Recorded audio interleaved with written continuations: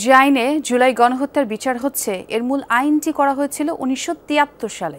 ২০০৯ আইনটি সংশোধন করে গঠন করা হয় আন্তর্জাতিক মানবতা বিরোধী অপরাধ ট্রাইব্যুনাল, যেখানে সাজা দেয়া হয় ৭১-এর শীর্ষ যুদ্ধাপরাধীদের। সেই একই ট্রাইব্যুনালে গুম খুন সহ ২৪-এর গণহত্যার অভিযোগে বিচার হচ্ছে শেখ হাসিনা ও তার দোসরদের। প্রসিকিউশন ও সিনিয়র আইনজীবীরা বলছেন, আদালত একই হলেও এবারে বিচার প্রক্রিয়া স্বচ্ছ। রাবি হোসেনের আরেকটি রিপোর্টে চলুন দেখে নিই এই মামলার ঘটনাক্রম। নতুন ব্লেন্ডে আরো রিচ অ্যারোমায় সেলন ফ্যামিলি ব্লেন্ড টে। ঘটনা ২০২৪ সালের জুলাই আগস্টে শেখ হাসিনা, ওবায়দুল কাদের সহ ৪৬ জনের বিরুদ্ধে ট্রাইব্যুনালের তদন্ত সংস্থা কাজ শুরু করে ১৪ আগস্ট। ভিন্ন ভিন্ন অসংখ্য ঘটনার মধ্য থেকে সুনির্দিষ্ট অভিযোগগুলো নিয়ে আলাদা করা হয় শেখ হাসিনার বিরুদ্ধে মামলাটি। এতে হত্যার প্রধান মাস্টার মাইন্ড হিসেবে চিহ্নিত হন শেখ হাসিনা ও তৎকালীন স্বরাষ্ট্রমন্ত্রী আসাদুজ্জামান খান কামাল। আরেক আসামি নির্দেশ বাস্তবায়নকারী পুলিশের সাবেক আইজি চৌধুরী আবদুল্লাহ আল মামুন। তিনি পরে এই মামলার রাজসাক্ষী হন। ৫ আগস্টের তদন্ত শেষে গত ১২ মে ৮,৫০০ পৃষ্ঠার তদন্ত প্রতিবেদন জমা দেয় তদন্ত সংস্থা। এতে তুলে ধরা হয় শেখ হাসিনার হুকুমে দেশজুড়ে হত্যাকাণ্ডের বর্ণনা। ১ জুলাই আনুষ্ঠানিক অভিযোগ গঠনের শুনানি হয়। ১০ দিনের মাথায় গঠন করা হয় অভিযোগ, জারি করা হয় গ্রেপ্তারি পরোয়ানা। পলাতক হিসেবে আসামি শেখ হাসিনা ও আসাদুজ্জামান খান কামালের পক্ষে আইনি লড়াইয়ের জন্য নিয়োগ দেওয়া হয় স্টেট ডিফেন্স। মহোদলীয়ভাবে সিদ্ধান্ত গ্রহণের মাধ্যমে ৩ মাস ধরে ২৮ কর্মদিবসে সাক্ষ্য দেন ৫৪ জন সাক্ষী। এতে জুলাই শহীদ পরিবারের সদস্য, আহত জুলাই যোদ্ধা, প্রত্যক্ষদর্শী, চিকিৎসক, গণমাধ্যম কর্মী, ফরেনসিক বিশেষজ্ঞ ও পুলিশ সদস্যরা বক্তব্য দেন। জবানবন্দি দেন রাজসাক্ষী চৌধুরী আবদুল্লাহ আল মামুন।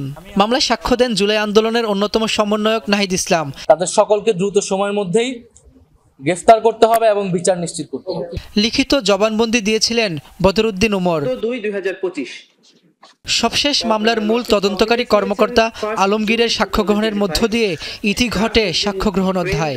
পরে ১২ অক্টোবর থেকে শুরু হয় প্রসিকিউশনের যুক্তিতর্ক উপস্থাপন।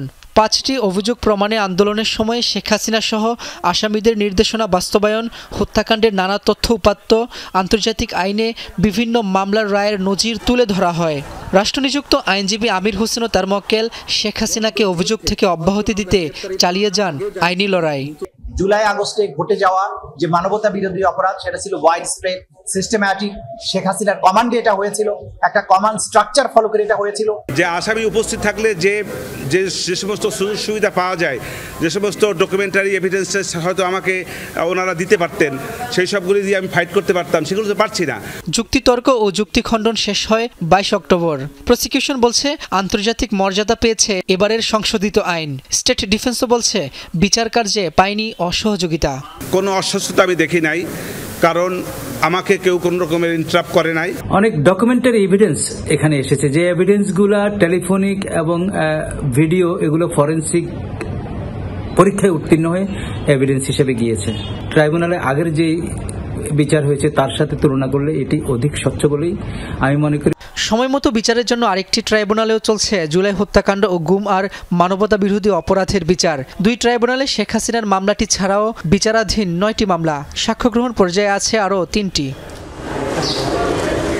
যে আইনের জুলাইয়ের মানবতা বিরোধী অপরাধের বিচার হচ্ছে, এই মূল আইনটি করা হয়েছিল ১৯৭৩ সালে। উদ্দেশ্য ছিল ৭১-এর মানবতা বিরোধী অপরাধ ও যুদ্ধাপরাধের বিচার। অপরাধের মাত্রা ডাইমেনশনের কারণে আইন পরিবর্তন হয়ে আসছে যুগ যুগ ধরে। এটি চলমান, এটা জাস্টিফাইড। এই আইনটি সংশোধন করে ২০০৯ সালে আন্তর্জাতিক অপরাধ ট্রাইব্যুনাল গঠন করেছিল আওয়ামী লীগ সরকার।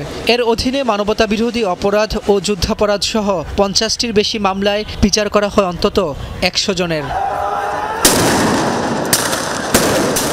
৫ আগস্টের পর দাবি উঠে জুলাই গণহত্যার বিচারের। ওই দাবি বিবেচনায় আন্তর্জাতিক অপরাধ পুনর্গঠন করে অন্তর্বর্তী সরকার। সংশোধন আনা হয় ট্রাইব্যুনাল আইনে। রাব্বি হোসেন, যমুনা নিউজ, ঢাকা।